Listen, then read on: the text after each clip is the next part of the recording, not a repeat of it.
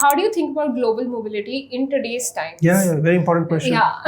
Very important question. Yes. When you don't have H1B where and immigration all whatever, is, anti-immigration sentiment is on the rise globally. Across countries, we see these protests coming up, laws becoming more stringent, and preference being given to own nationals, and rightly so for them. But how do you think about this? So there are 2-3 ways that I look at this problem statement. One is that in the journey of political spectrum, there's a cycle.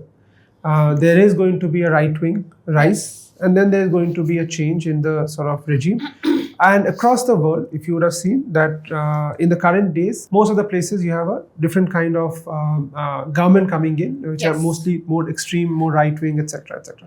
Which happens. I think when you get too lenient, you need to get too strict. When you get too strict, then you get too lenient. But if you look at the history, the number of Indians going abroad, it's not that now is the change in regime, right? I mean, when a few changes happened in Canada about 7-8 years back, Canadian numbers dropped. Changes happened in the UK, that dropped. Racism in Australia, that number dropped. But if you look at the overall number of Indians going abroad, it has never dropped. So Indians are going abroad because talent requirement is there. So if UK shuts down, another country wins.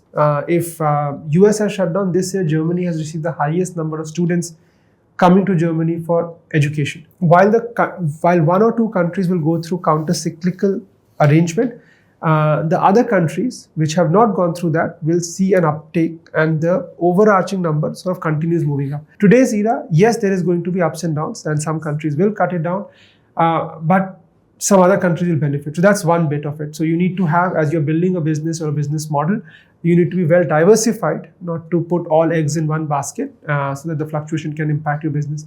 The second thing, is that you need to understand that it's a much bigger macro trend.